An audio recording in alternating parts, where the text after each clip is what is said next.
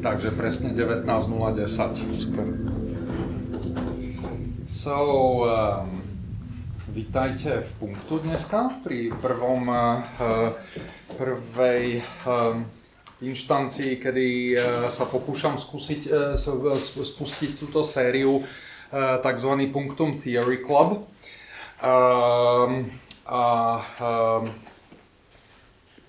Pretože som si hovoril, že by bolo zaujímavé občas sem priniesť nejaké premýšľanie a hlavne by som rád, aby sa do budúcnosti táto séria venovala premýšľaniu o hudbe, či už z filozofického, antropologického, psychologického, whichever,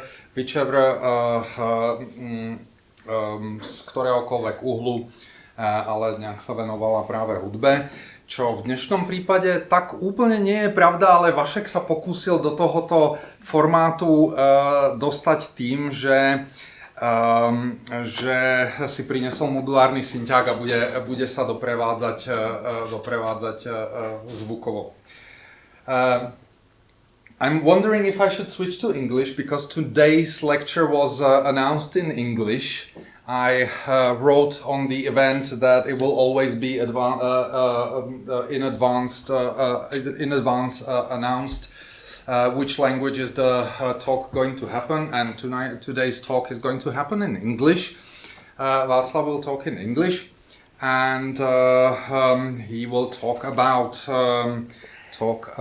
audiovisual culture at the very end, so many times announced end of liberal paradigm and capitalism that we've maybe lost count by now, but I'm really curious about the situation right now. Václav is inspiring and beloved lecturer on so many art schools, so you might know him from there. Also author of quite a few books by now, his latest being The Past Dreaming of Today. Yep.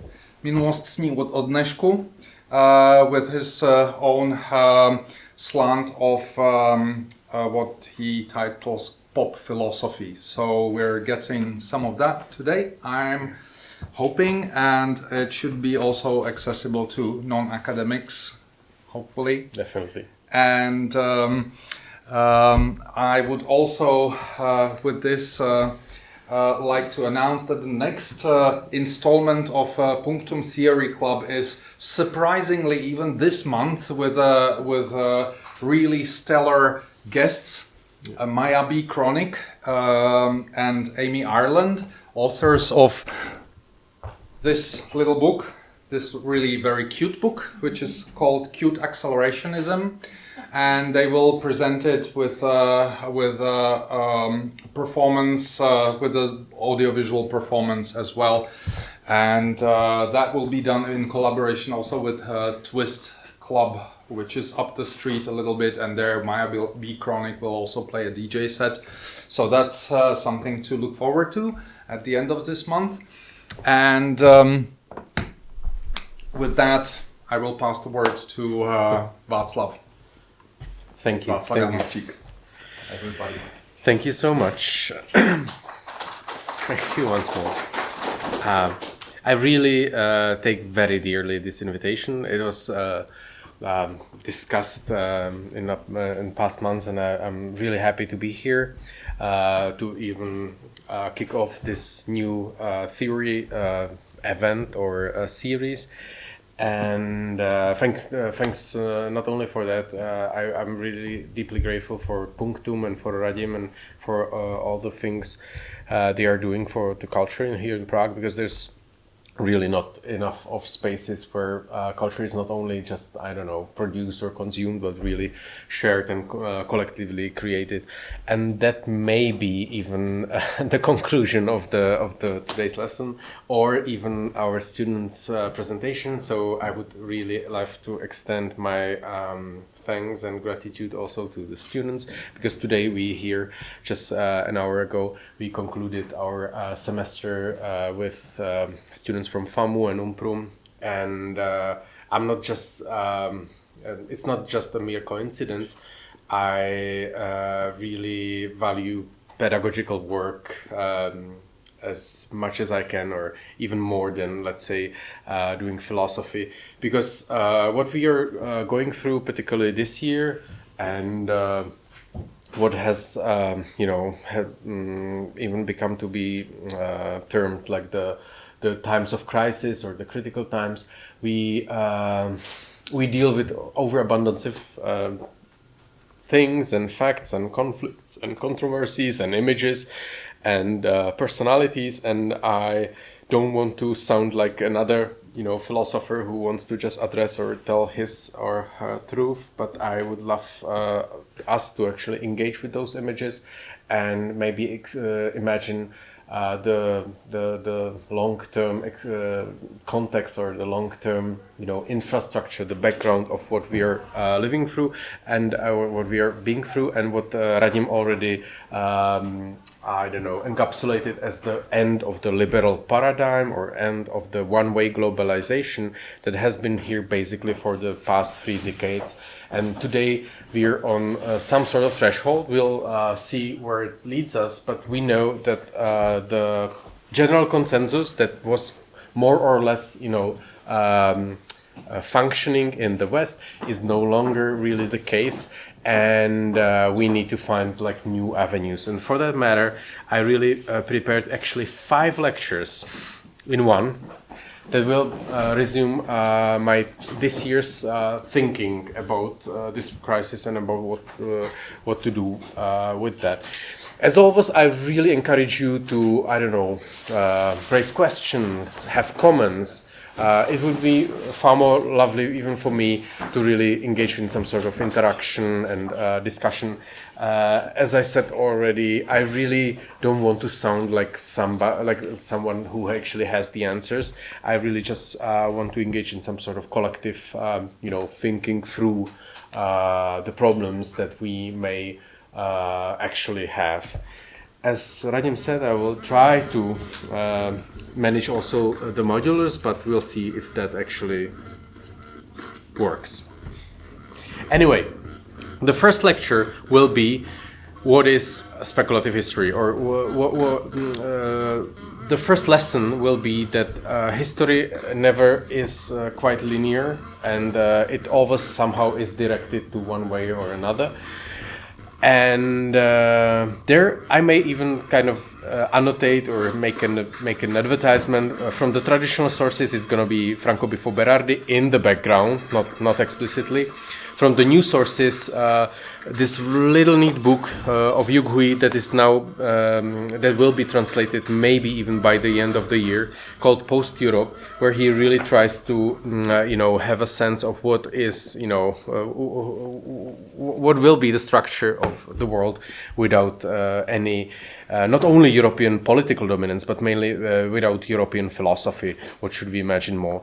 The second mini lecture or second avenue will be what the hell was 20th century, and we'll very, very briefly skim it through the lens of superheroes and critical theory or critical theorists.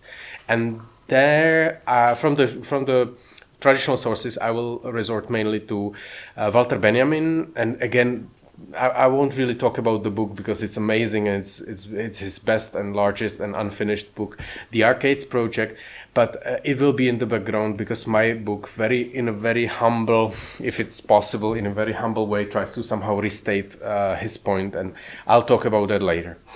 And in the third lecture, we will, we will delve into future, and I just want to actually do, let's say, two today maybe quite simple things, and that's to restate why we lost future, why the utopian or optimist future is no longer tenable, and what are we to do without it.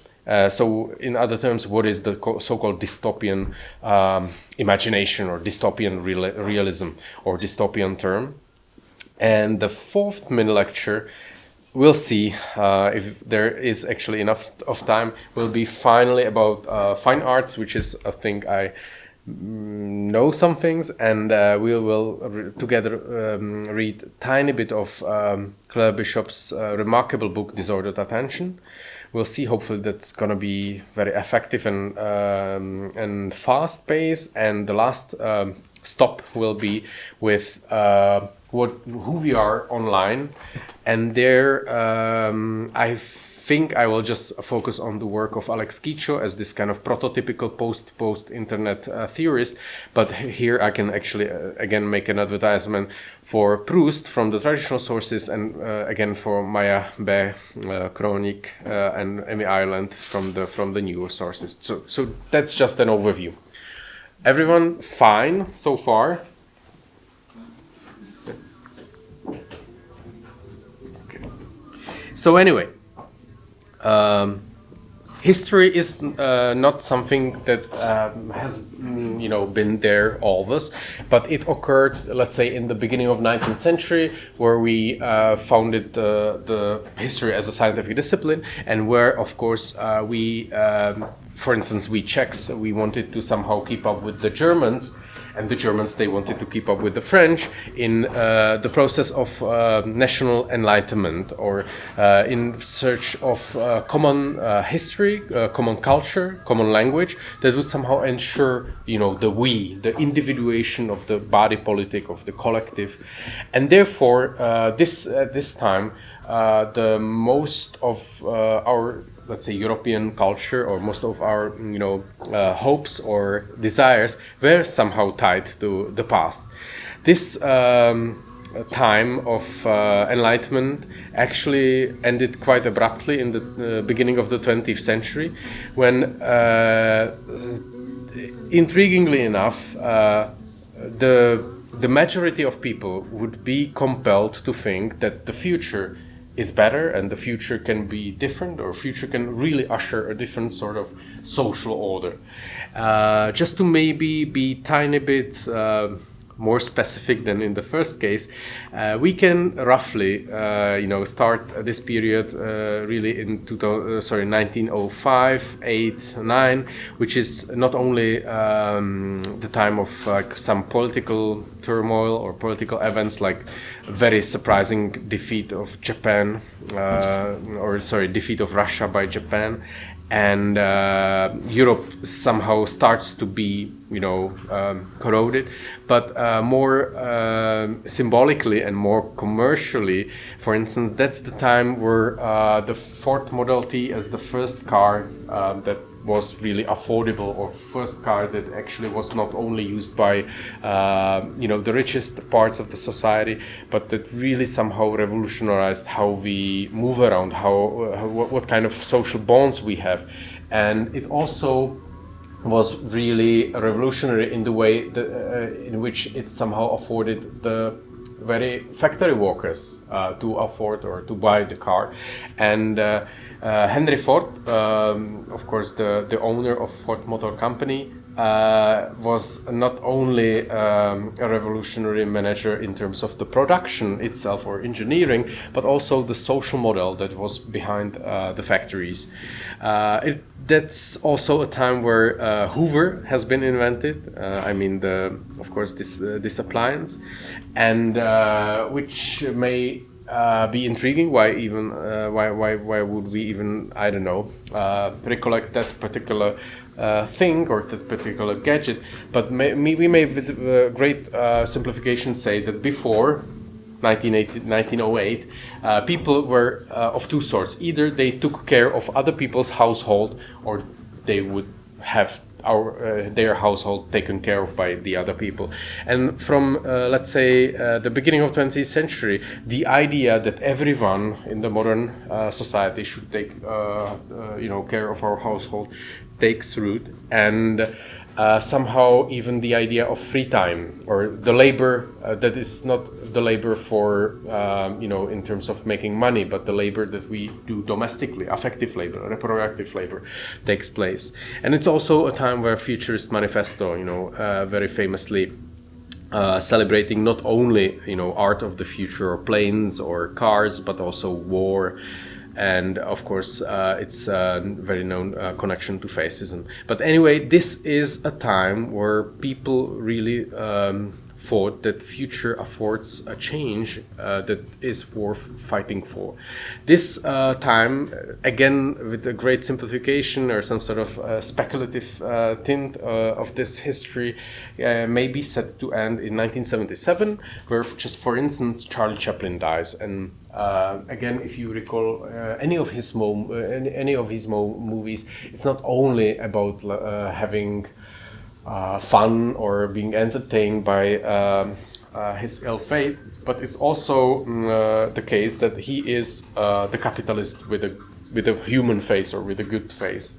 He was all his stories were really marred by all sorts of social problems, including the dictator, and but in the end they all afforded some sort of happy end. You know, after I don't know, him losing a job or getting his family lost, he somehow always rejoices and wins over the spoils of capitalism in the end.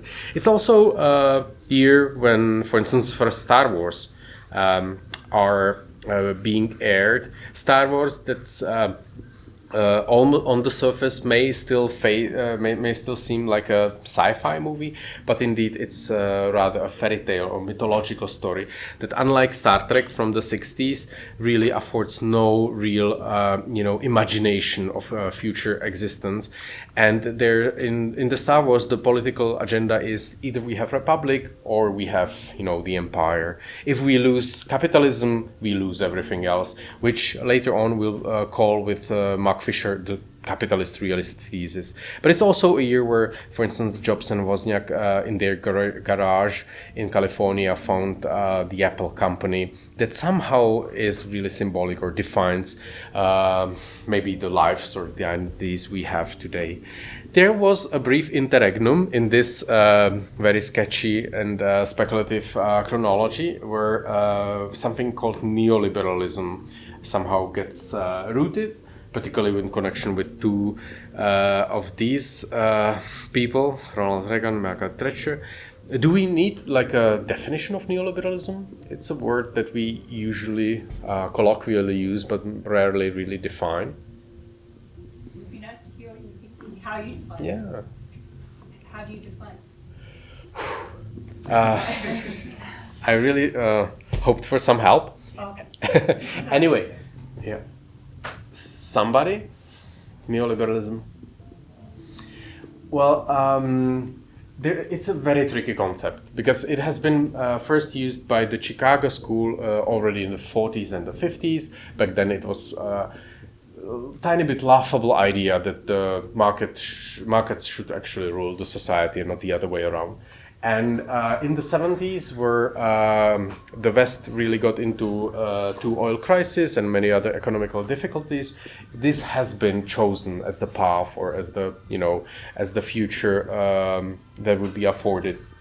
And therefore, neoliberalism still is backed or based around the idea that markets are not only the economic incentive or principle, but it should be made the political principle or the mode of organization of all other things. The problem or the trickiness that I've mentioned is because today it connected with a populist and conservative agenda that's very rarely actually about free market, and we really see that the whole circus around the tariffs and around like state intervention and the beautiful bill that has been introduced a few days ago, that's precisely how this is being reverted, like how neoliberalism really bites its own tail. So I still don't know whether we actually can have a definition, but maybe we can really still be fine with not defining it in terms of principles, but rather as a flavor of the current ideology, however malleable, however promiscuous it can actually still be. Of course. One more thing. Three things that maybe I find in common with the story so far. Mm-hmm. Because, I mean, first it struck me a bit strange, this idea that history starts in the 1800s. Like I understand it's a science, but like I'm just wondering what the glue that holds it together is, and whether that's how is that connected to like the rise of secularism and the mass media, and also kind of the ability of maybe those things and like narrative to like make a coherent story for the Definitely. big group. Yeah, you're completely right. Of course, there has always been some kind of past, but let's say that in Christian societies and let's say pre-Christian societies, past has been really sanctioned or dogmatic. It has been really enclosed in stories that have more symbolic rather than factic, value. And the value of actually studying history or taking history as an argument rather than the other way around, taking religion as an argument for some sort of like a view on time, including history. That's kind of the novelty. And I think you've already, pointed to the narrative aspect of all this, because while before in, let's say, society where religion is the founding principle, we have the master narrative, or we have one big story that really covers the beginning and the end, and what the point where we are, or what we can hope for, as Immanuel Kant says. And now let's say after all those, the French Revolution or American Revolution, we suddenly have the idea that people are, concerned with their own fate. People can create their own, stories and histories, and that's the new thing. But what I want to, emphasize is that the duality or the kind of complex of stories and histories. Because back then in the 19th century, history was something really serious, really tangible. It was the national history. There has not been really European history or global history, but there has been histories of particular nations that really claim to, individuate, make up the body of the nation. And only very, very belatedly we kind of realized how much fictitious is this identity, because really it centers around stories we tell each other, about the father Czech, or like Saint Václav, or whoever we consider to be like the symbolic figure in our shared past. And what I'm aiming at, or where I'm driving, is actually how to operationalize, or how to get back the power of stories, because this is apparently what makes the difference today, or what we should be maybe more patient with, and what we very carelessly left in the open for the grabs of the capitalist consumerist system. Okay. Well, thank you for those questions. Sorry, may I Yeah, ask a of course. question? Yeah. Like concerning speculative history. Yeah. Like why? I don't understand exactly what it means. So. Yeah. Maybe it's a very silly question. I'm sorry. No, it's fine.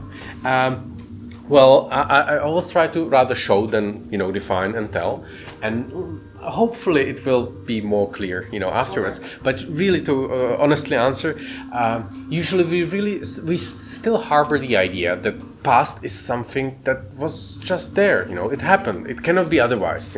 Unlike the future. Future can be speculative because it had not yet happened principally, so we can speculate only, and we can maybe fight for some sort of future at best. If you're optimistic enough. But past is done. It's written. It's there in the books, And I kind of want to fight this, maybe tiny bit stereotypical idea of history, because history is actually an immense overabundance of, people, things, images, artworks, and we can really resort. And it's really up to us to make those like tiny genealogies or big genealogies, or to make those, simplifications that I'm actually presenting. So apparently, this is one way of looking at our forcibly globalized, past. And again, I'm speaking from Czech stance, and I'm speaking actually from rather post-colonial stance, but still I somehow cling onto this kind of Western or West Europe and US past that has been exported in the 90s. And that's precisely what, I don't know, maybe my argument or my critique is pointed towards. Is that a fine answer? I guess. Okay, so I like, maybe to put it even in more encapsulated way, I feel like we invested a lot in speculation about future, and we haven't really gained much from that, because the speculation now is really in the hands of speculative finance and corporations. And I believe that it may be more reasonable to start speculating about our past, to really build up something significant, or to learn from our mistakes, even as is proverbially said. And therefore, I really am making up these, image boards, or silly ways of silly ways of simplifying our past. Okay, so in the interregnum, just to maybe mention at least something positive, there has been a very jubilant time for progressive theory. All the things that we actually now know as post-colonialism or feminism or anti-racism really somehow takes hold in the very same time as neoliberalism. I don't feel like we can really have one reason, but it may well be that the main issues culturally and politically moved from social demands to identitarian and cultural demands, and therefore the cultural critique that has been already back then populated by philosophers somehow really produced these theories and answers of who we are and how can we be non-patriarchal or non-racist or non-misogynist, and you name it. And it's also the big time of appropriation and feminism in particularly in the Western art history. But then the Cold War ended, and not only Francis Fukuyama but many other of his acolytes actually pronounced the end of history. Are we on the same page? Do we know about the end of history? Yeah. Still to maybe have a neat little definition, Fukuyama at that time, later on of course he revised his opinions, thought that everyone would love Coca-Cola and democracy because it brings, GDP, it brings raising of the living standards, it brings the happiness as measured by all these economic, magnitudes, and therefore there's no way the other cultures or the other states could resist, this temptation of also being like liberal democracies, and therefore now on politics will somehow shrink onto some sort of like economical or almost like technical dealings with how to efficiently move forward. And his theory, however trite and simplistic, really worked and really persuaded tons of people. And he, again, speaking from Czech Republic and Central Europe, all our right-wing parties in the government actually think still that this is the case, that there is no other alternative, to capitalist liberal democracies, and that we are still somehow entitled to even export it anywhere we go, and we should be entitled even to somehow enforce the rights and the cultural prerogatives that we somehow created within our history elsewhere in cultures that have completely different traditions.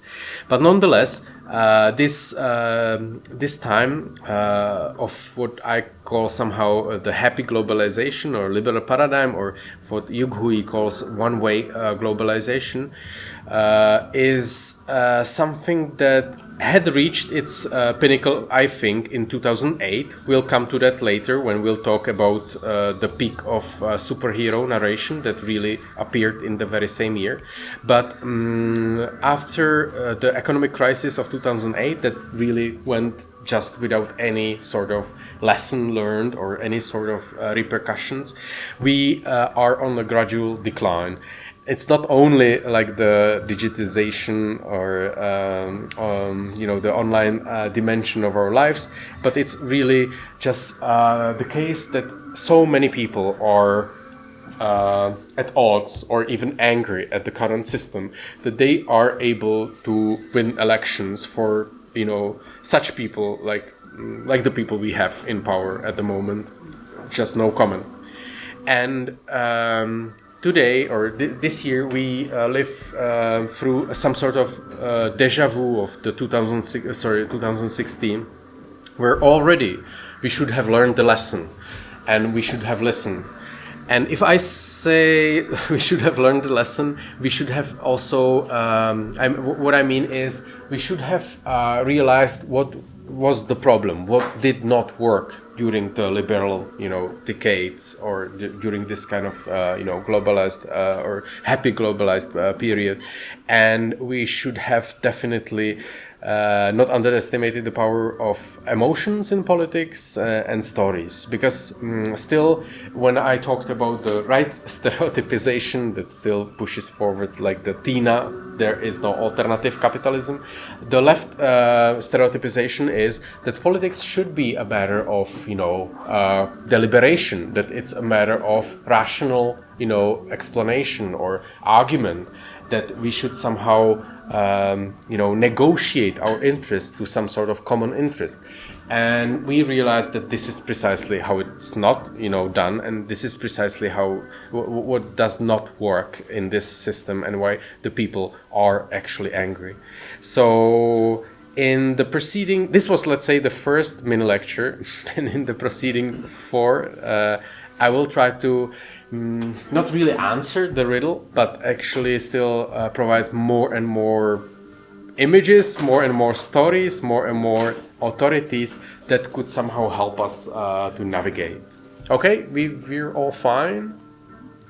If there's any questions, please always ask. Okay, can I? Yeah, you can, of course. I recently read a book by a German, Korean, probably, Korean-German sociologist, whose name I forgot, who's called Crisis of Narration. Yeah. I don't know if you're aware of this. Byung-Chul Han, right? Yeah, exactly. And I don't know, like, are you gonna relate to this in this way? Yes. In many ways? So, because, like, okay. Definitely.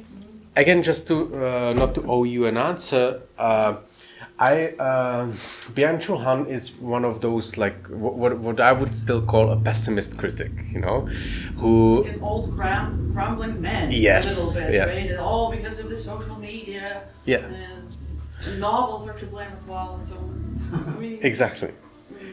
Yeah. It's real narration, like, speaking, right? So, Yeah.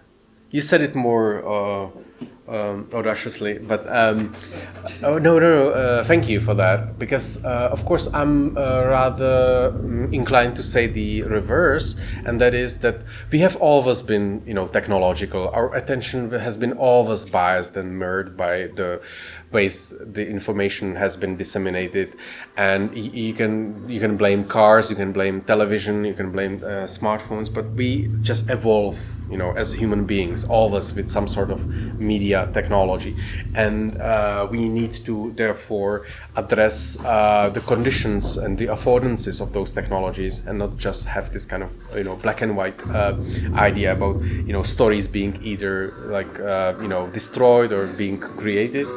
So with that in mind, let me actually jump into the fourth lesson. That's a lesson with Claire Bishop and her really remarkable book, Disordered Attention. Because what she really tries to achieve in this book is particularly really how do we look at art, and even more specifically, how do we look at performance art when we all have these things in our pockets? So again, as like very similarly as what I have already said against Byung-Chul Han, she's trying to also say that it's no longer a matter of normative attention.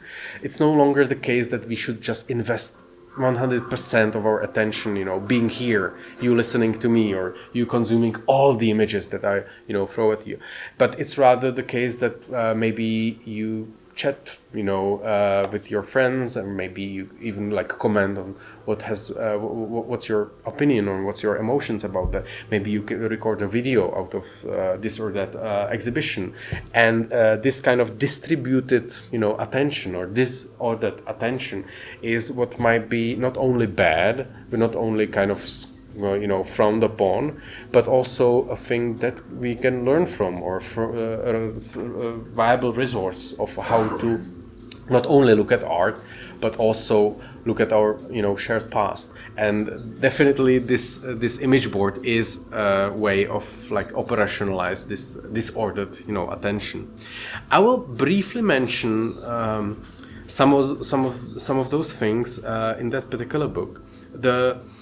The first chapter deals with so-called research art or research-based art, which is a huge thing if you're an artist, and really a very insignificant thing if you're not, because particularly with the introduction of PhDs into European, educational system.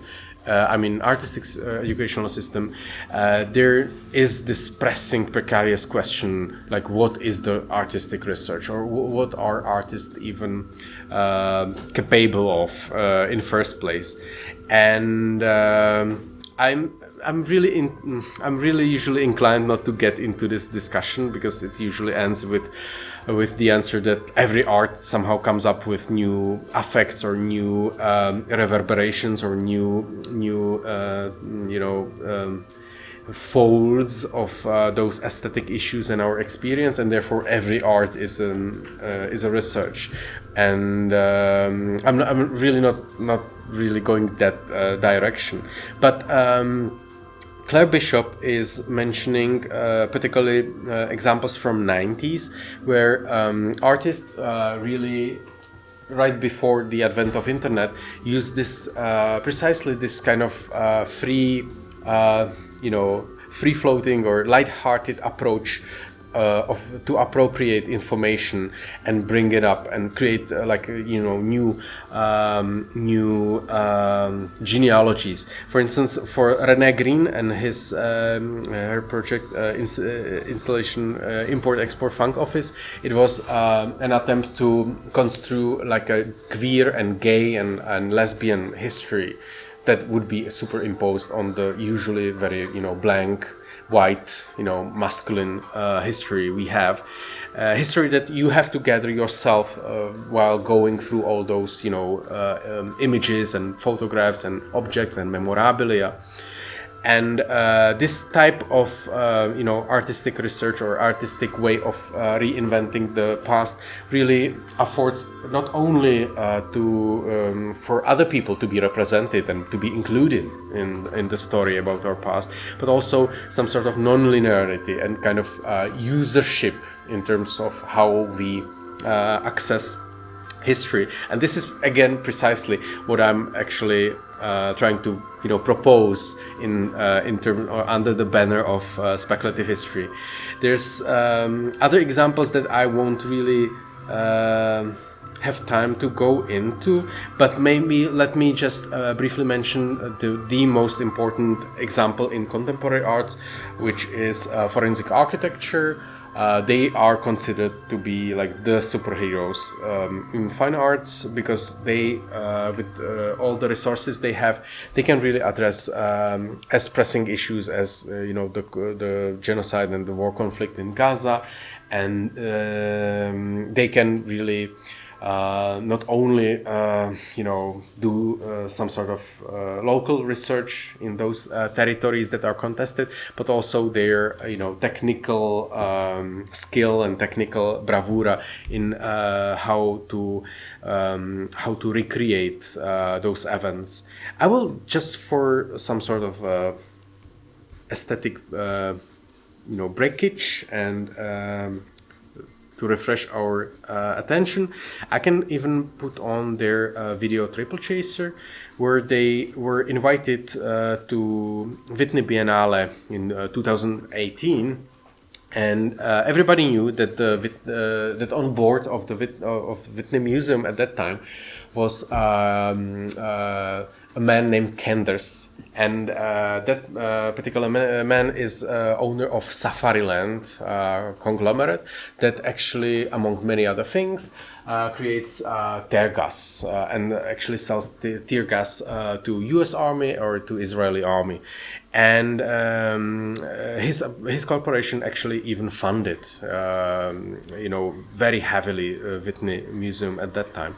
And many artists protested, among them even forensic architecture, who actually exhibited this video, which is, or this project, in course of which they created machine learning algorithm that can identify from any picture whether this canister of tear gas has been actually created or fabricated by Safariland. So that's just an example of how we use not only past or not only history in the strict sense, but rather the public resources that are out there, what they really call the forensics or the field or the open intelligence, because all these materials, these pictures that they gathered from all around the world, they are out there. We just need to have the resources to process them and to, for instance, develop such an algorithm to find them in other other pictures. Okay, so let's say that this is the information overload, as the chapter is titled, of the research-based art.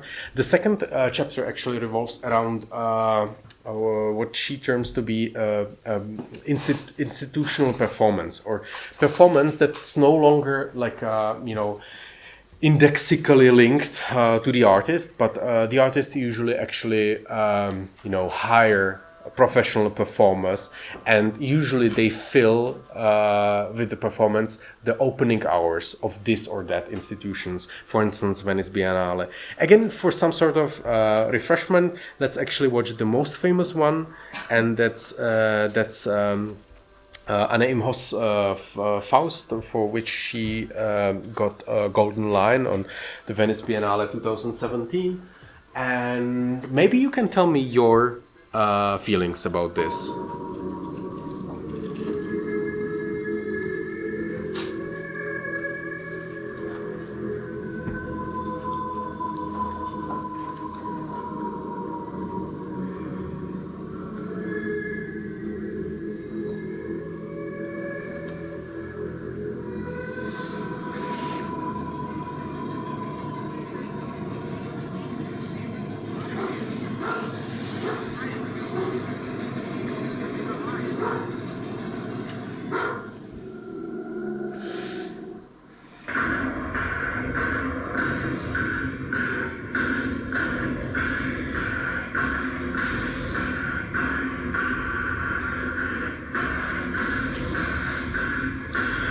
Okay, this may be already enough to make an opinion.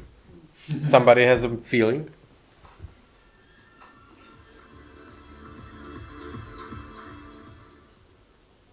No?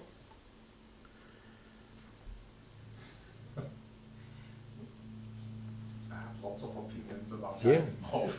that. Yeah. Yeah.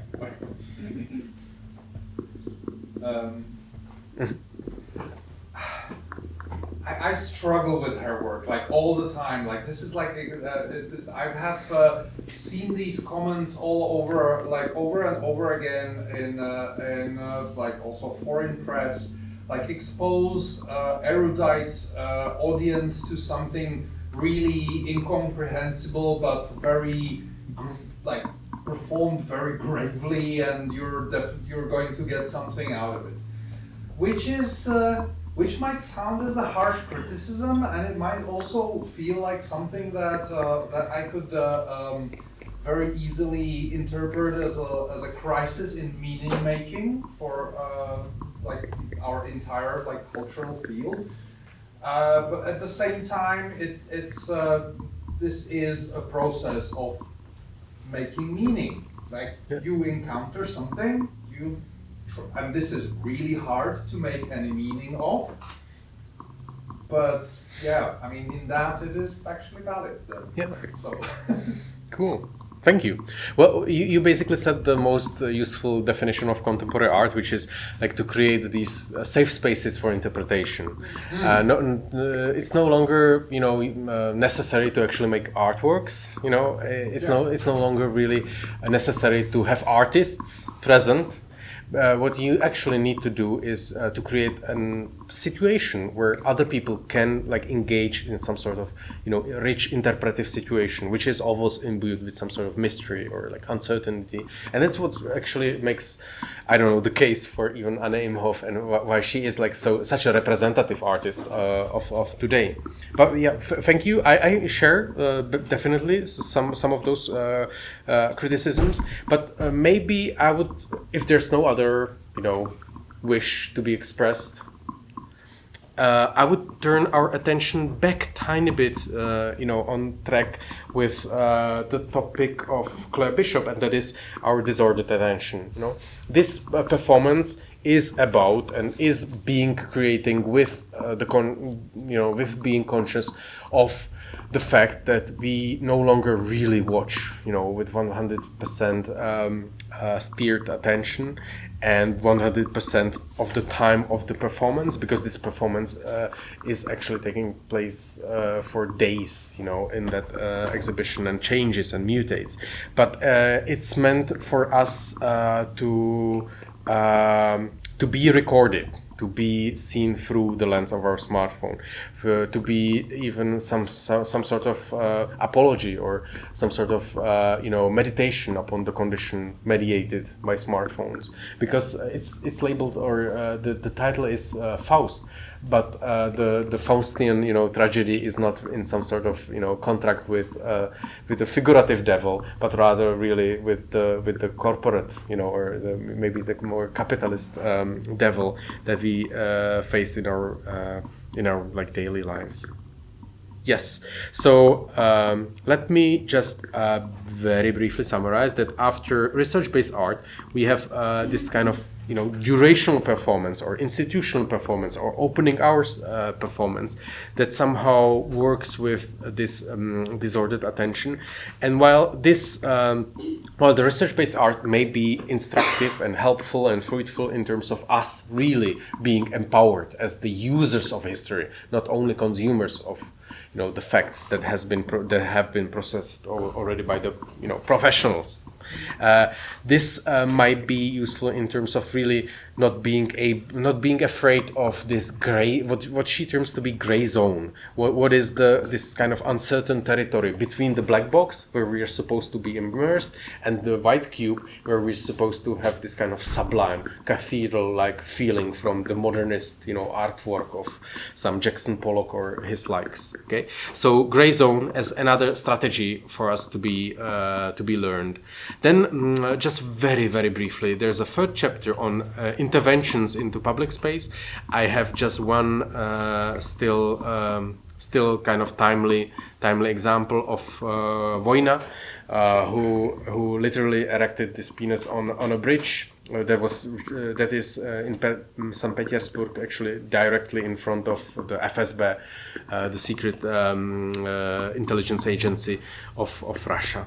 And again, the lesson she derives from these public interventions of even Pussy Riot or Guerrilla Girls is to seize the moment, to take the public by surprise. And the fourth, very intriguing chapter is on a very intriguingly present and perennial reverberations of modernism in contemporary art. Contemporary art is very different from modernism. We've been already there in terms of, for instance, modernism being completely focused on the fetish of an artwork and the genius artist, and contemporary art being actually spilled in this kind of more relational, situation of mutual, activity of interpretation of what we are actually witnessing, and but the connection is rather that of quotation, or this what she terms to be the déjà vu deja vu, the kind of mirage of modernism that's not only aesthetic but also, of course, also political. And this is already in direct relation to what I've said about the presentism and about the lost futures, because most of these returns of modernism are nostalgic and they are nostalgic not about something past but about the future that we've lost, or the future that has been possible for, let's say, avant-garde art or modernism, and the future that is somehow untenable or even to imagine or to be proposed by contemporary art. Okay, so these are 4 practical lessons that we derive with the help of Claire Bishop, and I was still trying to maybe make a neat detour from your question. And if there's no other response, I can actually turn back onto the second topic, which finally are those superheroes. It has been a difficult topic. I've spent 2 years basically working on this very little and very speculative book on superheroes, and what I found intriguing in the first place is the very genealogy, how it very neatly fits these labels of Golden Age, Silver Age, and Bronze Age, and then the Dark Age that we are basically still living in, but I'll get to that later. And also the very beginnings of superheroes, because of course we may iconize the 1938, which is the year where Superman debuts and actually immediately makes the blueprint that is basically repeated with very few inventions or innovations till today. But the first superheroes, the first male heroes with tons of tricks or gadgets or power or some sort of mystique are actually villains. I really somehow find iconic these 2 of them that appear around the beginning of the First World War, and that's Fantomas for Paris and Dr. Fu Manchu for London. And without really recalling any of those stories, we can somehow easily imagine that they are the materialization of the fear, or the materialization of this kind of insecurity of the very rapidly industrializing and urbanizing societies of the West. Suddenly, people are really removed from very, let's say, stable, local context of rural life, and they are thrown into a world where most of the people they, encounter are actually unknown people for them. And I feel like Fantomas or Fu Manchu, they are quite literally the embodiment of this fear from the unknown, or fear from the modern phenomenon of criminality that has actually not been quite the same before. And of course, in the very, very same time, Sigmund Freud actually solidifies what we now call psychoanalysis, and what literally is bound to the invention of subconscious. Okay, so the villains as the subconscious of the modern metropolis, and psychoanalysis as the attempt to somehow supplement that. So I will actually introduce another term besides, let's say, speculative history, which still is this, and that's dialectics. It's a very serious philosophical term. And again, I will try to rely again on showing rather than defining. Anyway, the first dialectics is really between the superhero and the villain that just really need one another, and superhero actually comes as an after effect, after the villain. Superhero is the supplement that comes onto the place of the problem that's already represented by the villains. And of course, this also somehow clings in with the dialectics of our consciousness and unconsciousness. One thing I will somehow try to tell as a tiny tale is Walter Benjamin, because he is supposedly the godfather of critical theory. Somebody can help me with any piece of information about Walter Benjamin? Why should we still care?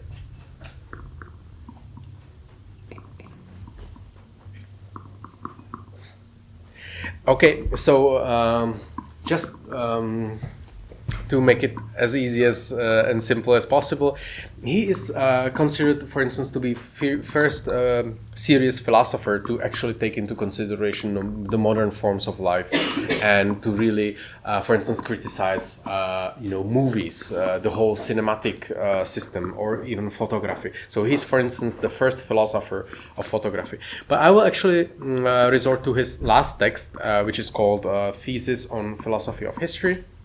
And it may be even his most famous one, because there he interprets this particular image that, according to his interpretation, is now actually being known as Angelus Novus. Somebody knows about this particular image? It's a monoprint by Paul Klee.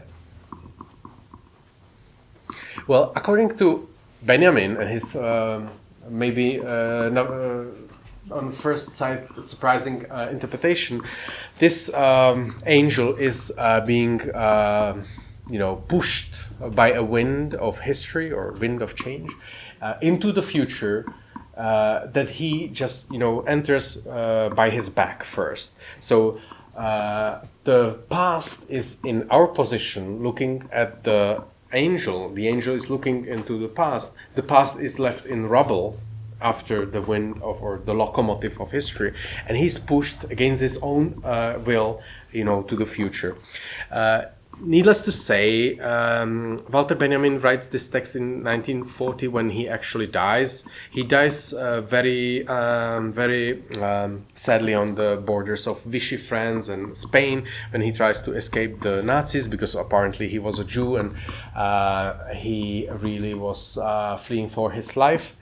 And he's not really full of despair. Of course, like the basic reading of the Angel of History is that all the ideologies, all the future-oriented things that I've already encapsulated in this chronology. They don't look into past. They want to fight against past. They want to uproot the past, and they really run into the future without really having a clear plan or like some sort of rational infrastructure. And therefore, they leave us, as a hostage of the history. But very intriguingly, this somehow clings into interpretation of Batman, who very similarly has this singular event in past that makes him the Batman, which is in case of Batman, it's killing of his parents, apparently, that just he literally after swears to just fight crime in Gotham for the rest of his life. But for any other hero, we can have an alternative trauma that is somehow the core of their identity, and again they are pushed into the future, into yet another leap or yet another fight with local criminals, but basically without any real progress or without any real story. The formula, particularly for those golden age comic books, was very repetitive and very simplistic. There is a crime. Batman gets there with his boy Wonder Robin, and they lock up the criminal, they punish them, and the story can go over. So the dialectic, as let's say figured by both Walter Benjamin and the superhero comic books, might be this kind of interlocking of past and future, something that actually Walter Benjamin calls the dialectic at standstill. And superheroes and their basic dialectic is between this being able to do virtually anything and yet actually achieving nothing, doing nothing that would actually bring society some more tangible or structural merit. Okay, from Golden Age I will very quickly jump into Silver Age. that's marked mainly by the ascendance of Marvel. Unlike DC Comics, that really features these very like muscular, prototypic, sculpted figures like Batman or Superman. Marvel actually came with more dynamic, even like aesthetically, but mainly figuratively, heroes that are usually, teenagers. Usually they don't really have clear control over their powers. We can really imagine not only Avengers, but X-Men, or Spider-Man, maybe even more symbolic in that regard. But anyway, in 60s, these comic book, they somehow responded to the demand of not only having these kind of patriotic, masculine figures, but also having a story of one's own individual, ascendance, or one's own individual, emancipation. And that's in so much congruence with what happened in 60s, what we may even throw under the rubric of counterculture, and what may be really symbolized by this particular book by Herbert Marcuse, One-Dimensional Man, when he really tinkles with an idea that, okay, the society is still, very normal, very patriarchal, very bourgeois, merged by many structural elements. But if we actually free the individual, we can, then free the society.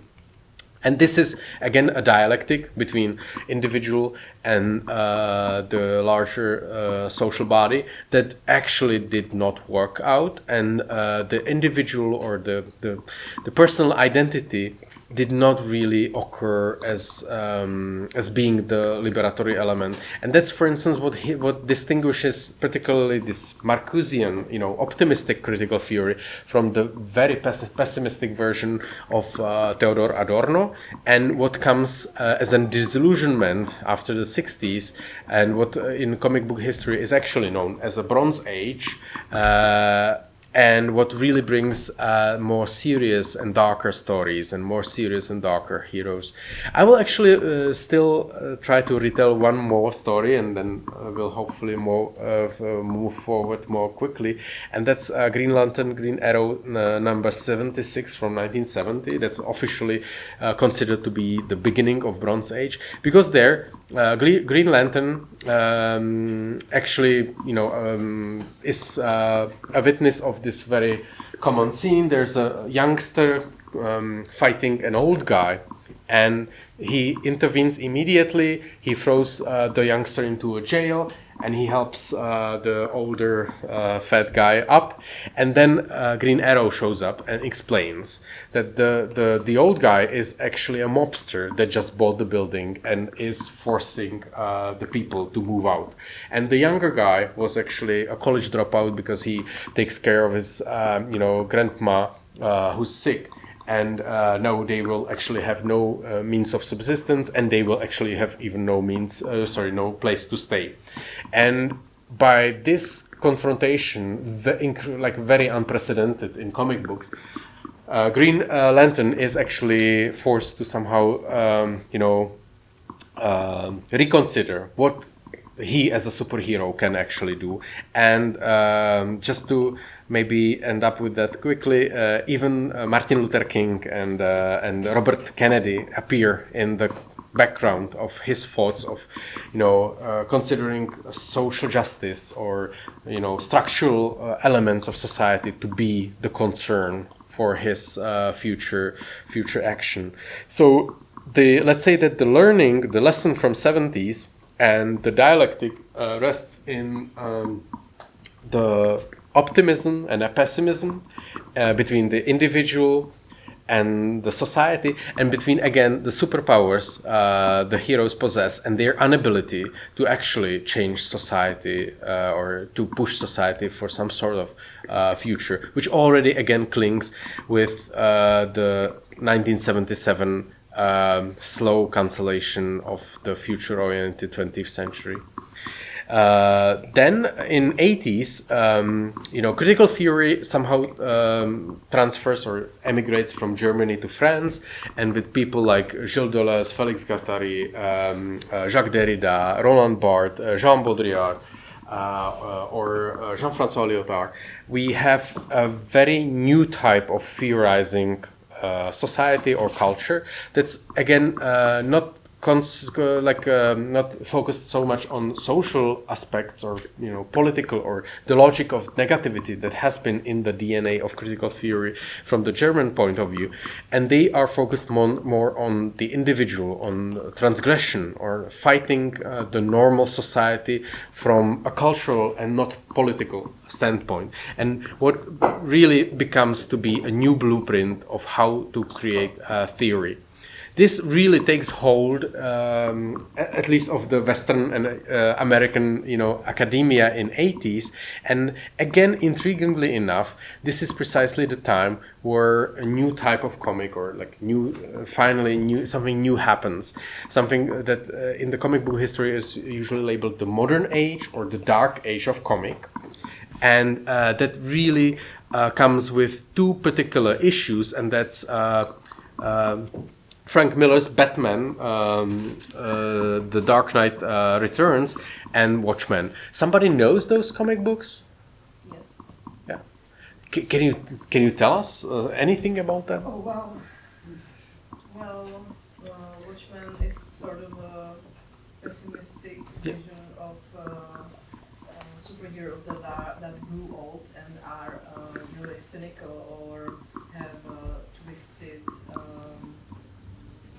vision of what the superhero really means, and also the doom for the whole society is coming. Yeah, exactly. Yeah.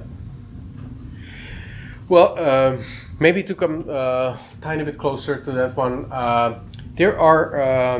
It's about this alternative history where.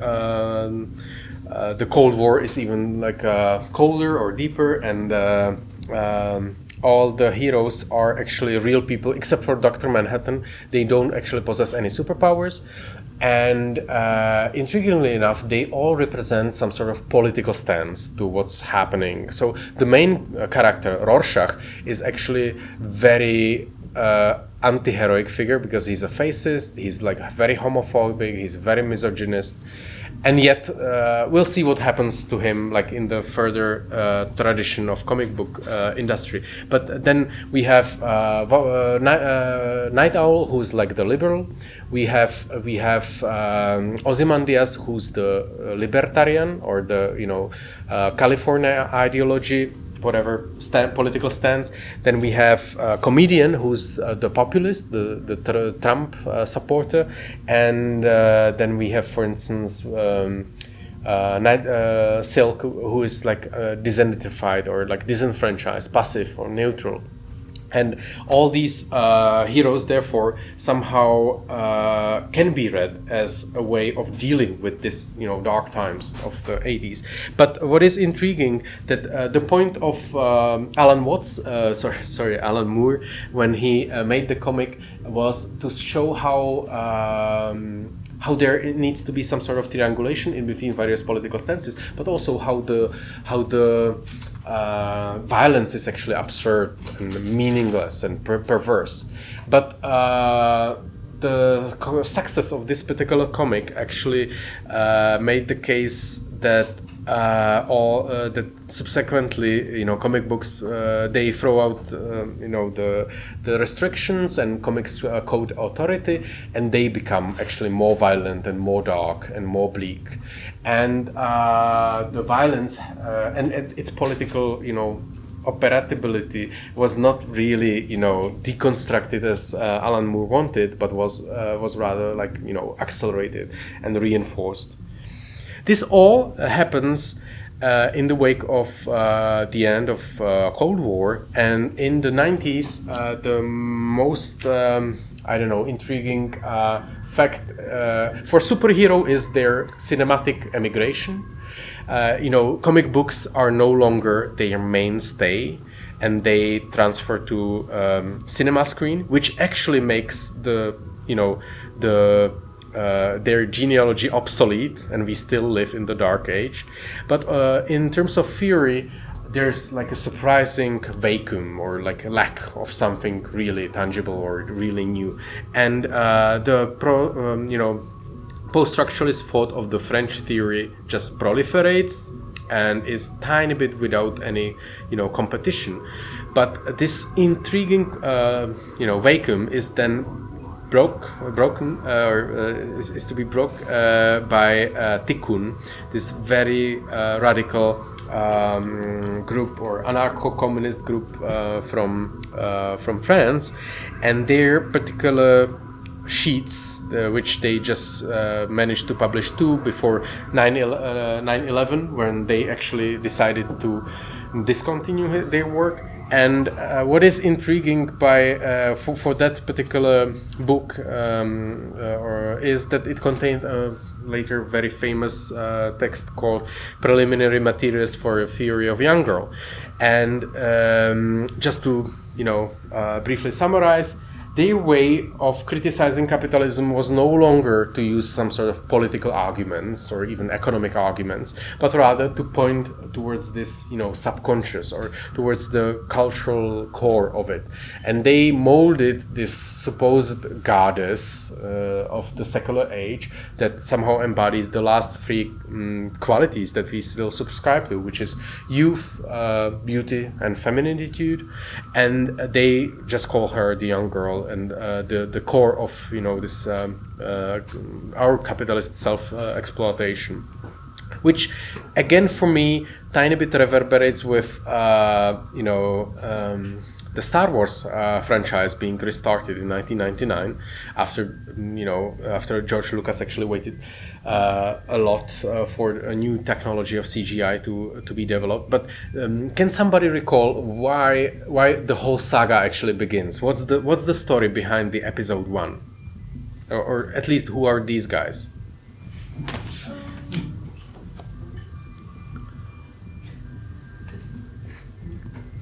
Well, they're from. Yeah. I don't know how to describe it. Like. Some people are attacking planet. Yeah, Naboo. Naboo. Yeah. There's a federation of a handling federation attacking Naboo. Yeah. With droids, and that's called the story, so people fight the Yeah, exactly.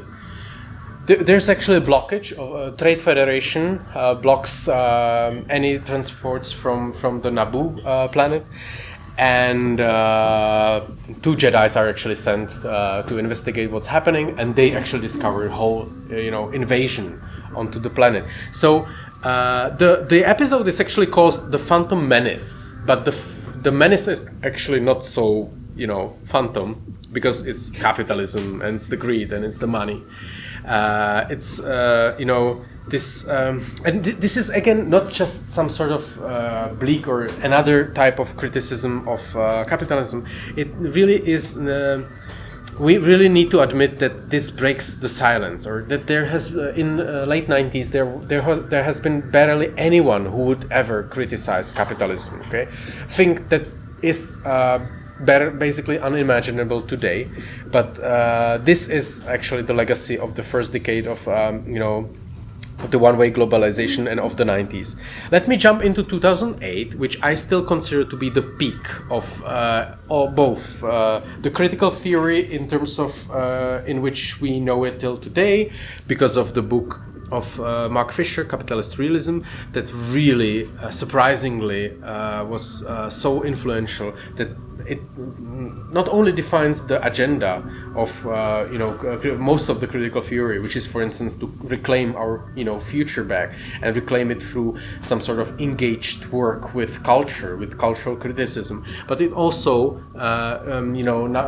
created a model or form how to how to produce critical theory today, and how to use pop culture within philosophical context. But it's also a year where Iron Man 1 has been released, and Batman Dark Knight. That's the one that's actually inspired by Frank Miller, and again his groundbreaking and dark comic from 1985.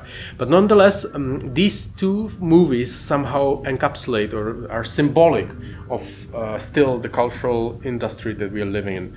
While Christopher Nolan really wanted or pointed and achieved the pinnacle of the cinematic quality, to somehow touch the Oscar-like movie, although it's still a movie about guys in capes fist fighting each other.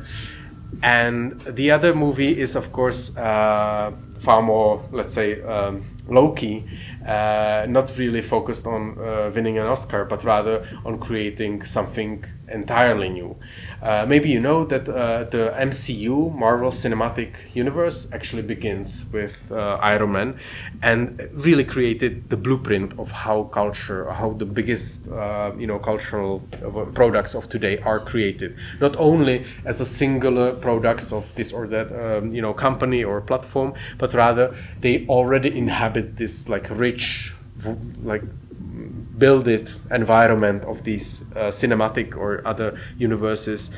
They are already, they already come with all sorts of merchandise and other products and services that can be capitalized upon. So 2008 seems to be the pinnacle, and then both again the theory as has been harbored, for instance, or heralded by Mark Fisher, and the superhero narration, as for instance represented by the DC and Marvel rivalry, is really kind of stalling. Both theorists and the companies are trying to invent new ways of approaching their products or way of operation.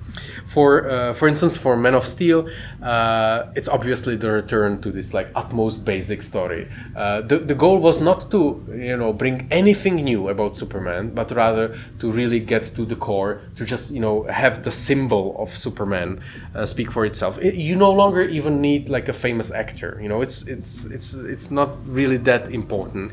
It's important that you represent the brand that's not really even concealing that it's just a brand.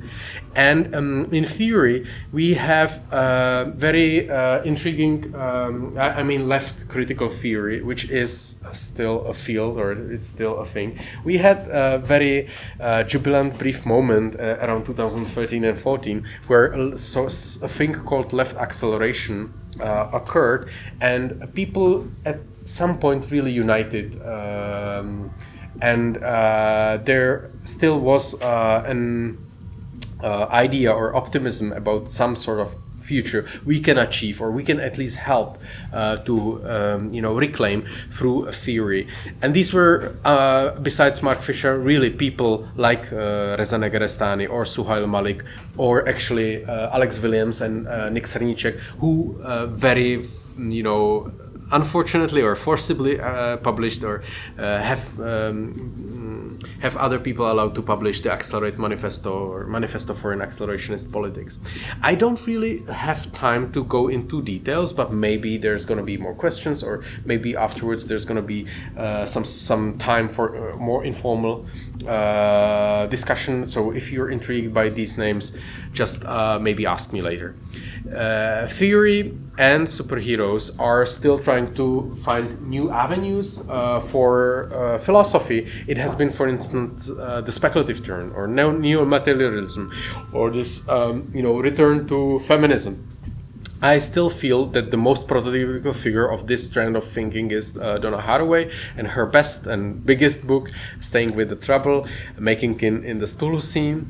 Because this is actually so neatly titled, let's stay there for a moment. Somebody knows a bit about the book, or somebody can disentangle what the title means? Yeah. It's been an important book for me. By the way, it's been published in Czech very recently. Yep. So it's accessible. Yep.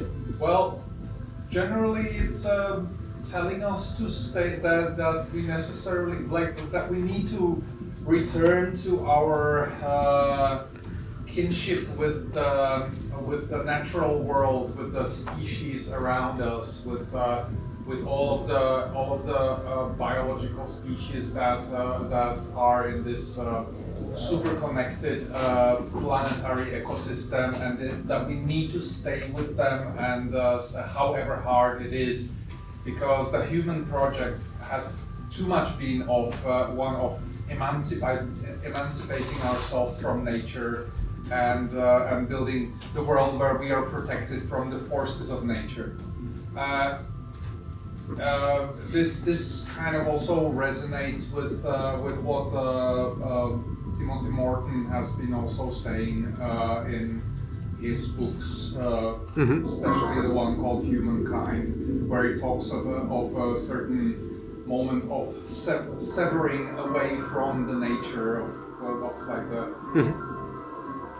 which I don't know. I think it wasn't a severance, the term, but that doesn't matter really. But yeah, I think that I cool. Yeah. Very much. So, unlike, let's say, the previous forms of theory, there's no real resolution, it's even a critique of so-called solutionism, the idea that there is actually some sort of solution. And indeed, for all social political issues, because of their complexity, we don't just have a solution. And therefore, we have to learn how to stay with the problem, or how to live, how to still coexist on this, damaged planet. That's really marred not only by climate change, but all sorts of issues that we really feel so pressing, even more pressing than we actually felt them in 2016. Sorry, sure. Cthulhu seed is like connected with that nature is the sphere of this Cthulhu, like in Lovecraft. No, it's actually universe, or like. Well, because of course Lovecraft has really a problem with racism and misogyny, so she's not really fond of him at all, and she really wants to disentangle from that context tiny bit, because Cthulhu scene is she's unhappy about the term Anthropocene. Okay, that's usually the label. Can we imagine why? Why Anthropocene could be problematic? The general criticism that it's like it shifts the blame to the whole human species, whereas only some people. So I understand that it's again bashing the white man, middle class, blah blah blah, or isn't the Cthulhu scene? Yes, but she actually has another issue or agenda, and that's she's trying to create a positive term that would not be actually blaming, but rather proposing or opening up. And in this term, she tries to motivate us to communicate with the animal world, and particularly with those animals who have more, tentacles or legs, because they have more, tangible experience with the mud or with the earth, with the soil. So what she wants to reclaim Cthulhu from Lovecraft? Not really from Lovecraft, but really from the octopi or from the spiders, So she and there are really moments where she actually wants to derive some lesson from how spiders or octopi live, And in the entire book is actually concluded with her own story, because her point is, again, and my point will derive from that, we need storytelling. We need storytelling because storytelling is world building. We inhabit this world, or we understand this world only insofar as we tell stories about the world. And the seeming contradiction between fiction and reality is not really a contradiction. And therefore, we need this narrative capacity of how to even coin a term that would describe the age that we are living in. And we should have one, right? To get oriented in the larger history. And she even concludes the entire book with her own stories about children of the compost, these children that are really living on a pile of rubbish and trash, and really try to create new forms of existence while learning actually from their animals. The superheroes are trying to, venture into new territories and markets, from which I still believe game industry and gaming is the most, symbolic realm, and we may really consider the leading dialectic of this of the history, let's say post 2016, the human non-human split that is engaged in very great many different ways. And today we live, just to add few tips, we live in a time where even superheroes kind of belatedly have been absorbed by the quality TV industry that really tries to, with more or less successfully tries to appropriate any genre and produce quality products for more demanding or more intellectual audience. So there are really,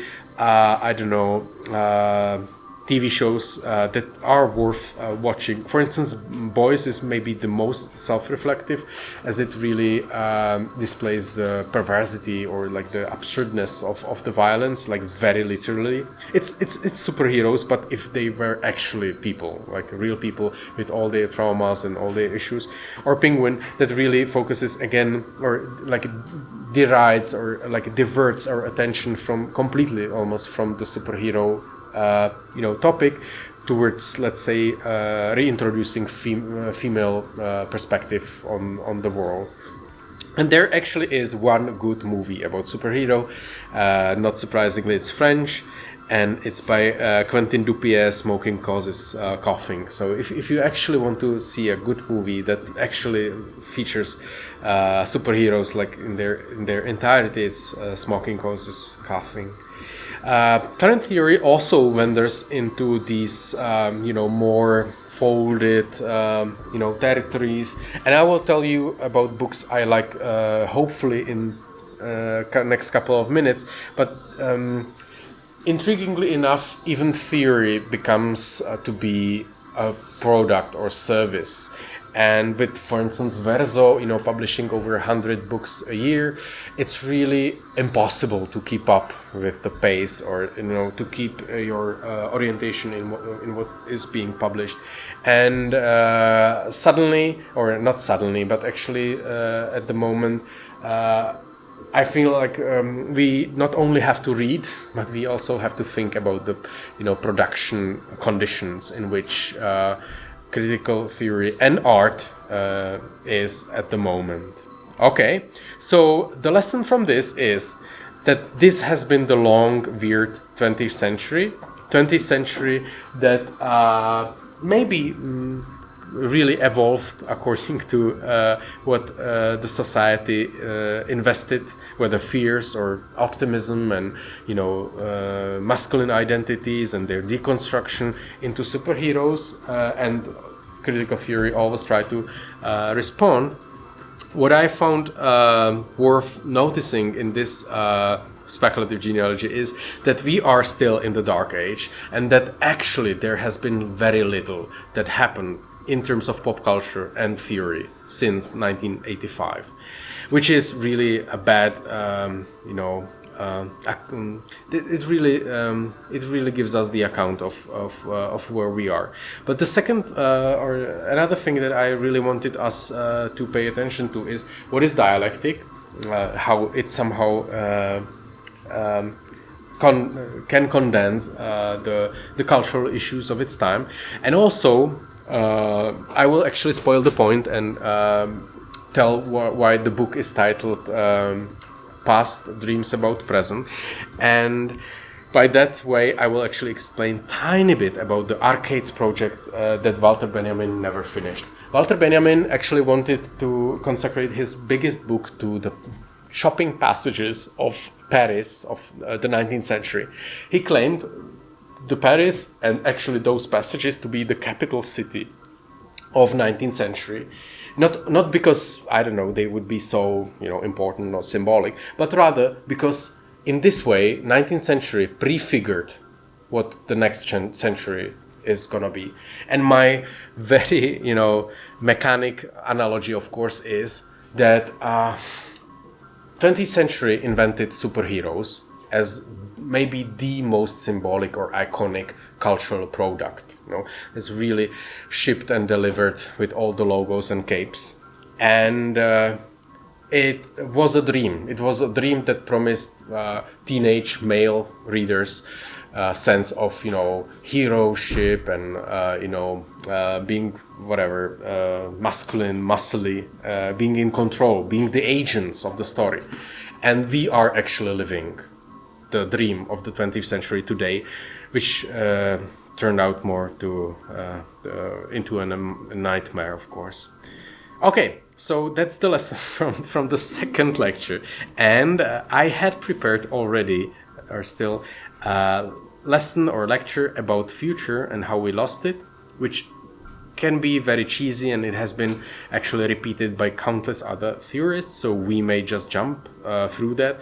I will just, I don't know, in terms of these tips, I will just point to Last of Us, Fallout, Free Body Problem, and particularly Station 11 as very typical or symbolic TV shows of this conflict between liberals and conservatives that we are willingly or not still going through, and also symbolic of what I become to term dystopian realism. The time where the dystopias are no longer just capitalist realist. I hope we somehow still recall Mark Fisher's argument, and that it actually is. In all the Hollywood sci-fis or post-apocalyptic stories, there comes the crisis, be it an asteroid or invasion of aliens or some sort of pandemic, and after the capitalism is dismantled, there's just war of everyone against everyone, and therefore he says we are, even in our arts, in our popular culture, we are unable to imagine some sort of alternative from capitalism.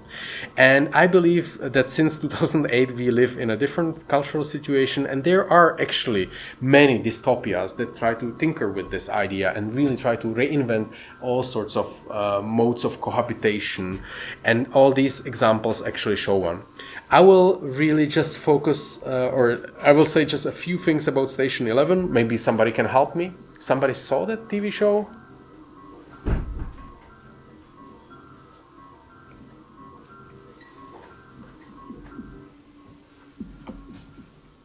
No? It's a TV show about, surprisingly, about Shakespeare. It takes place right before, through, and mainly after a pandemic that is like 100% fatal, and therefore only people who are not exposed actually survive. The TV show focuses mainly on the main female character, who at the time of the pandemic is actually 8 years old, but already is featured on Broadway in a Shakespeare play. And 20 years later, when we rediscover her as an adult actress, she's still playing Shakespeare with this traveling company of other fellow artists and actors. And to really not spoil any points, it's not that Shakespeare is just there, as an author of the scripts they're replaying, but it's why Shakespeare is important. I used to hate Shakespeare basically, and this show somehow explained it to me. Any idea? Importance of narration. Uh-huh. Memory as a society. Yeah. Maybe just to extend that, because his stories are really not that original, He's like really drawing a lot on, for instance, myths and fairy tales. Like there's tons and tons of fairy tales within his plays, and he's trying to digest all this, symbolic capital, so that we can all very easily identify, very easily, jump into the story and feel with the characters. And particularly with this quality TV show, the viewers, we realize that we need to be characters in a story. Otherwise, we just don't have, the orientation within what's happening, both historically or, at the moment. And to be honest, contemporary society does not really afford us with a lot of roles or with good options to actually be someone or be someone else. And here we are, in Punctum, in a really remarkable artistic place where we can somehow not only consume culture but actually engage with some sort of creative collective process where we can really take on some roles. So tonight my case was not only that we need stories and that we live in a mythocracy when the world is actually ruled by stories, but I feel also that we not only need to of course tell different stories and better stories and like more progressive stories as in case of Donna Haraway, but that we also need to be featured in stories. We need to be characters, we need to have role, and we and only through this role we can engage with the larger structure and somehow reinsert ourselves in the history.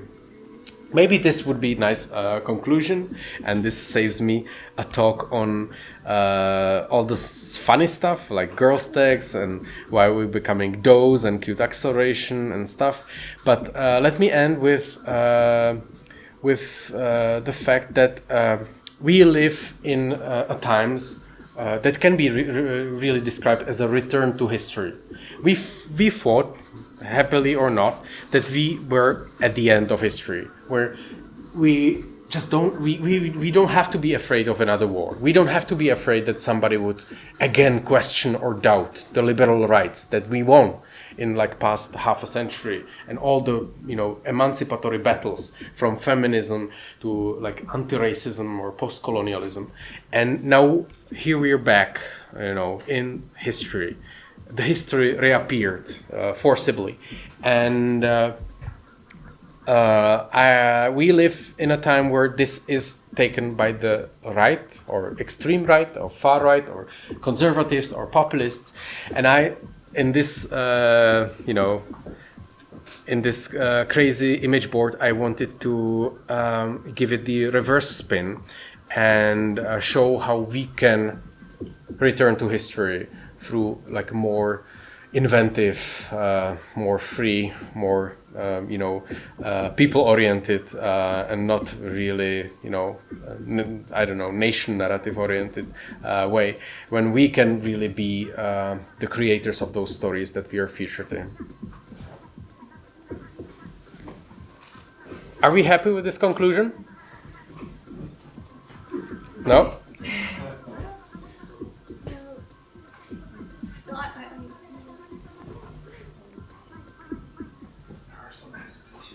Yeah?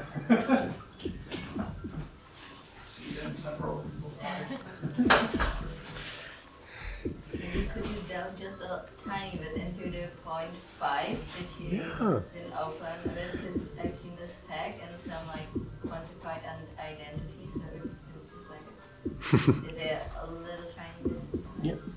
Well, this has been my research past half a year, and so sorry for all those students who are still here and who kind of seen this a couple of times maybe.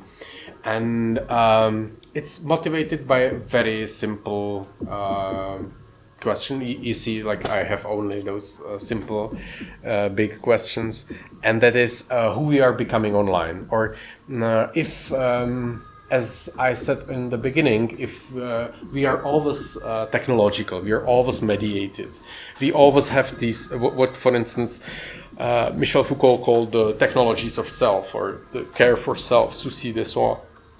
So it should be maybe even like a good news that we live in times of these technologies of self, where we expose our, daily little things and routines like so pervasively on social media. So what does it say about us when we actually have a on unprecedented scale the ability to confess, who we are. And of course, taken seriously, it would not be so intriguing and such a fun. But there are people, there are artists, there are theorists that are actually experimenting with this. And I think that the most symbolic example is with Alex Kicho, who invented a concept called girl stag. It's based around the idea that we are all becoming girls, really in even in the band with Tikkun, because when I have not really said anything about their book, but in their view, no matter what is our gender or age, we are all becoming girls because we want to consume, we want to be beautiful, we want to enter the cycle of desire. We want to be proactive in the system of the power today. And Alex Kicho tries to basically reverse this theory and make it optimistic one, and tries to push for her own girl identity to be some sort of vestige of freedom or agency. Okay. Maybe I'll just use another term of hers, that's tactical passivity. She says that by kind of accepting the aggressive conditions of social media and actually accepting the role of us as does or sirens or other animals. Intriguingly, it's always animals, it's animals again as in the whatever mythological stories. We are saving some sort of agency while accepting that we are the prey of the system. Okay, and I don't feel like we have time to go into the dark forest metaphor or the cute acceleration itself or some other artistic examples. I can just offer an onion that is the system, or let's say that's the little cultural history of the young girl and how she has been implanted into our culture. Because of course, apparently, it's not just Alex Kicho, it's not just Tikkun, but the young girl has been the locus of this progressive agenda, or like the hopes of becoming different, becoming faster, becoming is really ingrained already in, for instance, Marcel Proust and Gilles Deleuze. And I also complement the girl stag with boy stag, because apparently there are not only like feminine stylized identities, but also masculine, let's say, stylized identities. We're far beyond, the question of sex and gender into rather the forms of, how we identify online. And that's even more precarious. Again, I can just name drop at least Joshua Citarella, Brett Tremmel, or Sean Monahan, people who are still worth, focusing on or watching in the online space. And then another, direction or vector that is really intriguing for me is the game stack, and how, again, games are not only the biggest cultural industry we have and most influential form, but it really somehow is operative in many other fields, and not only through, gamification of our workspaces, but even, for instance, in art. There's actually so much art today, not only using the game as a medium, but rather using the affordances of games within their, installation, video art, or their own work with their own bodies and identities. Okay, so this is a lesson of how to make fruitful the most symbolic way of, or the most symbolic form of our, kind of subjugation of the contemporary capitalist and consumerist system that is our, online identities, and how to still make it, how to still save some sort of space, or how to save some sort of agency for ourselves. Okay? This has been a lot, right?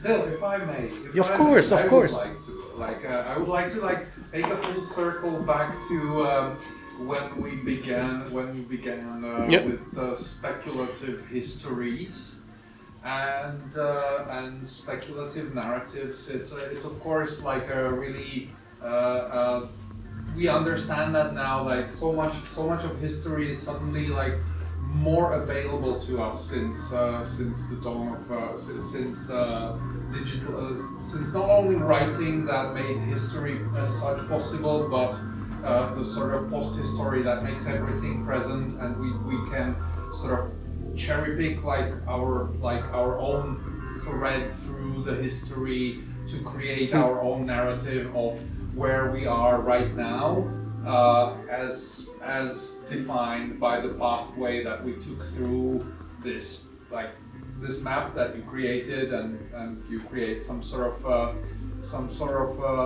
path that makes us who we are in the present moment. I'm also like I can't help to also feel that as a certain danger, because these days anybody can come up with those narratives, and of course everybody does. Like, you know, the reactionary American Christian right has their own narrative, which is for some of us deeply appalling, but they're doing exactly as you suggest. And however, the dominance of like one big narrative of that tells us who we are, and is like one canonical thing for all of us, that falls into the like that is obviously in like very dangerously bordering on fascism, on kind of a fascist ideology.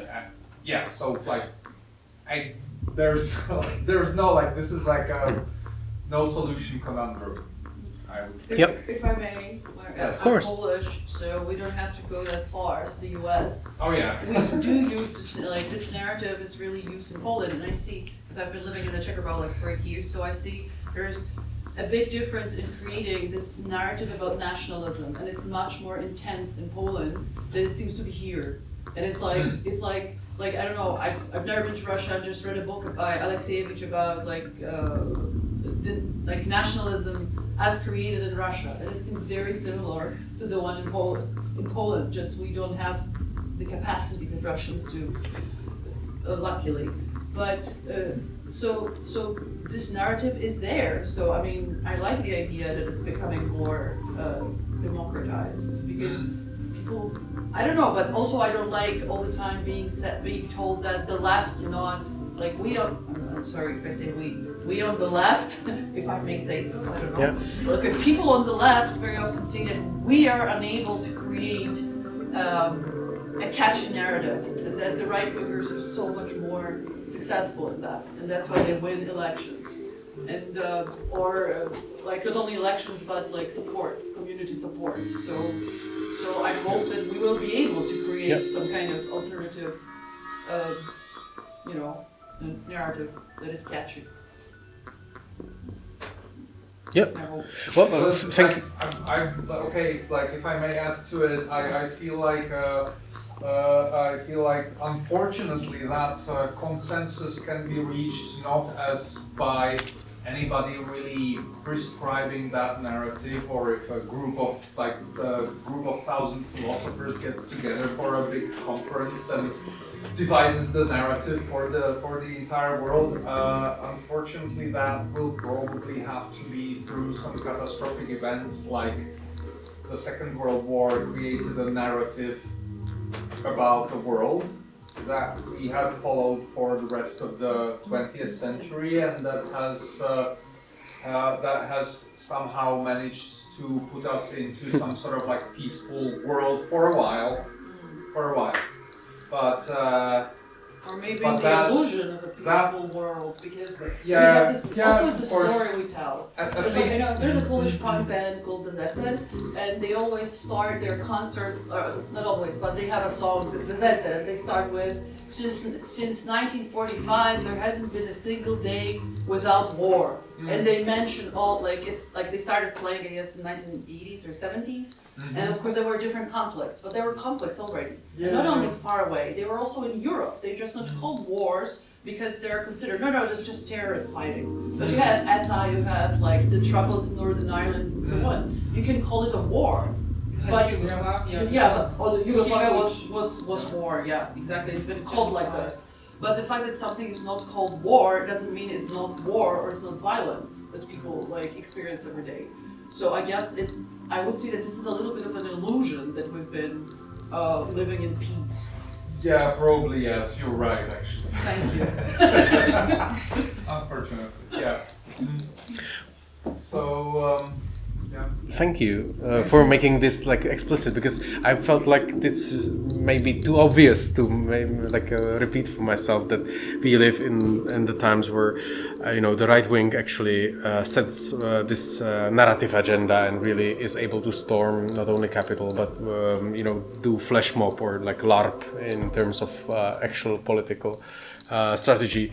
And what I was really trying to offer, not an alternative, not really a solution, but a few lessons of how to be better, how to be more attentive, how to open up, some sort of space not only for imagination and speculation about the future, but also open up a horizon of past and what we can resort to, or what the hell was 20th century when it actually left us with this, And despite like huge simplifications, I really wanted to have this ambivalence, still being reverberated or keep it open in terms of even the very evaluation of the time we've been through. Because of course the happy globalization from the 1989 or 1990 till almost today was not really happy and was like burned by many other problems. But we still like the huge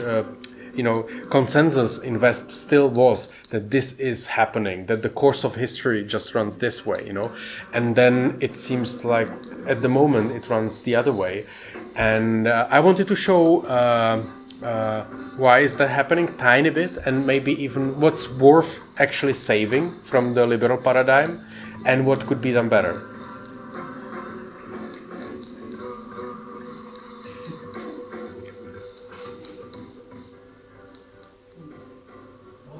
It's time to release Václav. No, let's discuss more. Yeah, but thank you for coming. Support Punctum. I think there's a box. A donation box that would be like, there is no admission, and there is no admission for this event, but we'd be very happy if you chip in a little bit into the box donation. There you can still have a drink with us at the bar, and there is also some minestrone soup, which you can have. So, thank you, Václav. Thank you. Thank you.